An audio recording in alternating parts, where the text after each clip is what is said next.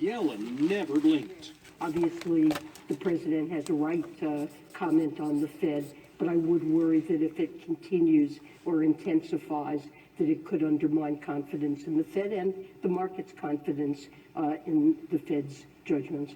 Since the 1700s, when Alexander Hamilton served as the first Treasury Secretary, they've all been male, including Trump's man, Steve Mnuchin, who has a deep pedigree in business and has staunchly refused to hand over the president's tax returns.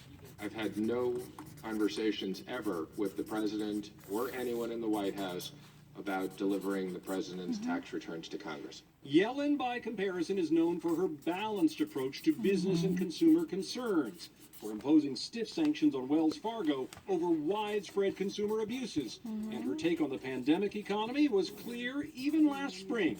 We're going to be looking at a decline in GDP of at least 30%, and I've seen far higher numbers. So this is a huge, unprecedented, devastating hit. And my hope is that we will get back to business as usual as quickly as possible. Appreciation for the suffering of regular folks and respect for the needs of business. Those are the twin engines driving this rare show of bipartisan support for Yellen in this deeply divided town. Tom Foreman, CNN, Washington. So how come? Okay, thanks to Tom. And joining us now, CNN political correspondent Abby Phillip. Oh yeah, she's really nice. But the thing is, how come Janet Yellen is being really appreciated from both the sides? She has such a deep history in the system. She actually served as the Fed Reserve chairwoman. Even actually from the Clinton administration, she already actually overviewed the financial policy. But she never actually pulled off a trust in the market system. But meanwhile, she's been actually willing to demonstrate a proper respect for consumer rights protection and fair trade, and also her staunch beliefs in the middle class of America. Those forces are really the very backbone of American industry. She knows this all too well. That has been unwavering belief of Janet Yellen. So this type of a two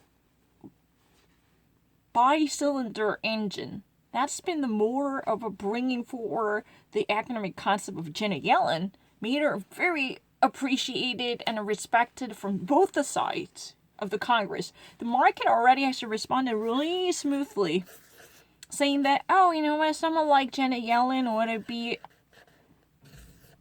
at the switch of the U.S. Treasury.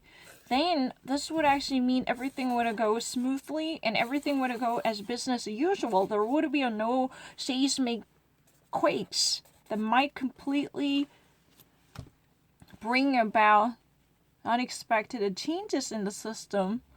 So those high performances coming from U.S. futures and S&P 500 truly wouldn't be the token of market's faith in her policy. But she is really a groundbreaking member. In the first place, she was the first Fed Reserve chairwoman to have that title, because so far that was an old men's club. There were only chairmen, no chairwoman before her, and she was known to be a genius because of her methodical accuracy.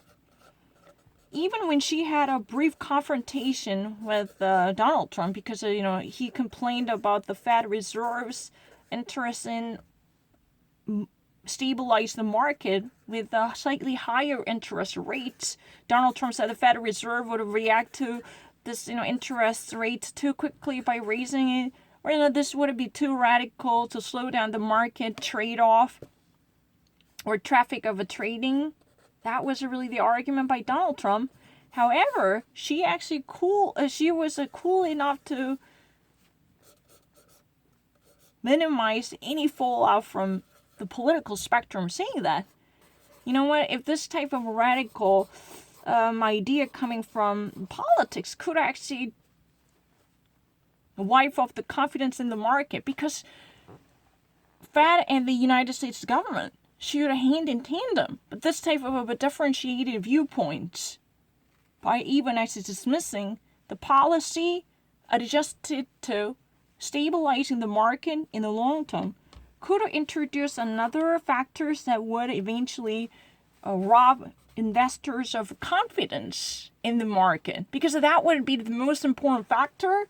But if there would be no previous standards that would be respected in accordance with the common law or case-oriented precedents, then this could introduce a chaotic debacle. But that was never been actually said.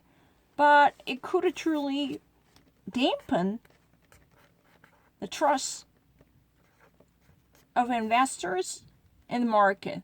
That was really the sentiment. President Donald Trump definitely wanted to keep the interest rates as low as possible to bring more investors into the market. That was that was really like abetting the animal spirits. That was, by the way, the book written by Janet Yellen's husband.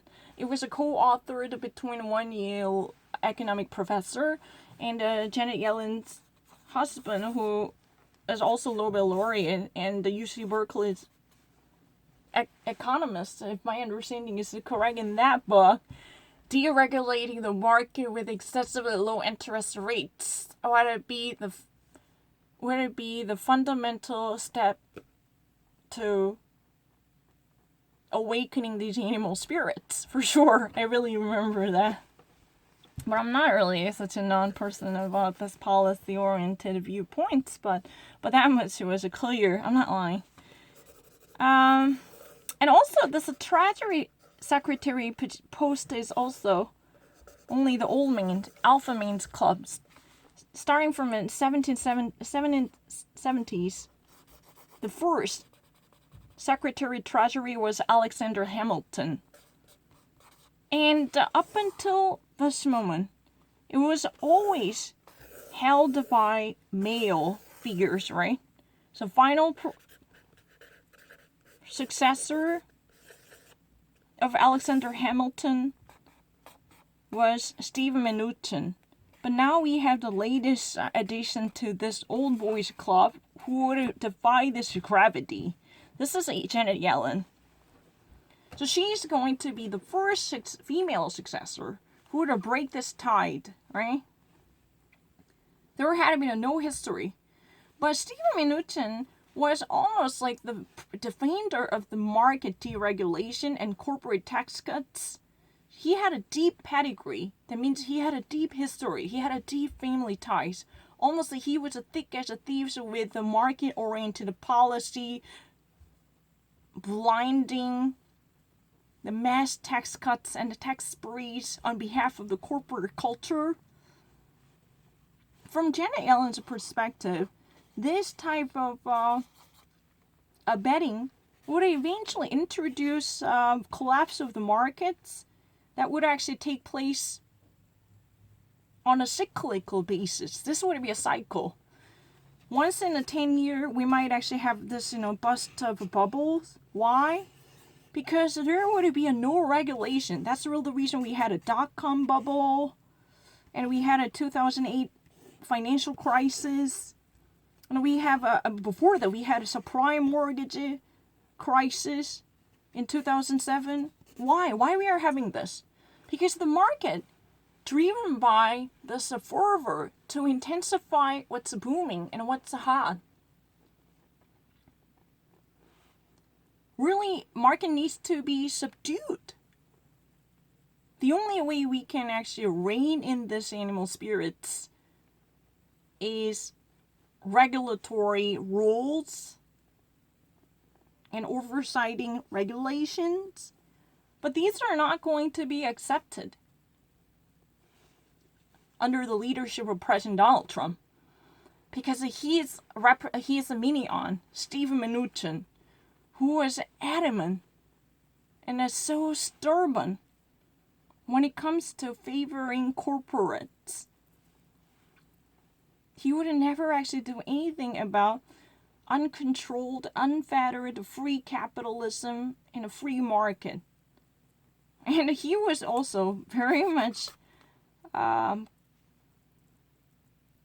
a brown-nosing sycophant, because he never let Donald Trump tax returns revealed, right? He never let go of Donald Trump's tax returns and tax auditing documents, no matter how many times he was asked to submit them. He was such a guy who would actually do everything to protect his boss. His loyalty would be greatly or highly estimated. His policy was just so controversial because this was planting the seeds of another collapses. If the market were to be unregulated, with this, excessive indulgence in a free trade and capitalism, then another cyclical breakdown would come when the market reaches its breaking point. When market can no longer accommodate the excessive volumes of trade, then it would eventually reach its saturation point. Then when the music stops, those at the bottom would bear the brunt of the systematic collapse. That's what happened in 2008. And that was really written in the book named Animal Spirits. I really read it. It's not really that difficult book. It was not Greek and Hebrews for someone like me also. I mean, that's basically the Janet Yellen's thinking. Janet Yellen really wants to at least adopt measures that might actually put this, wild raging market on brakes. There should be some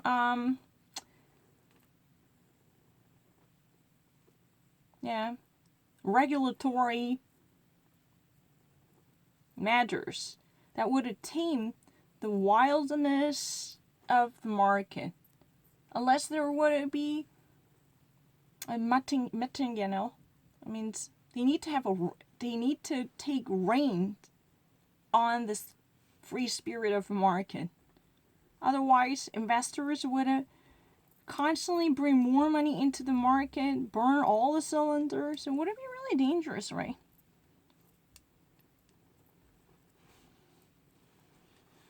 Nightingale.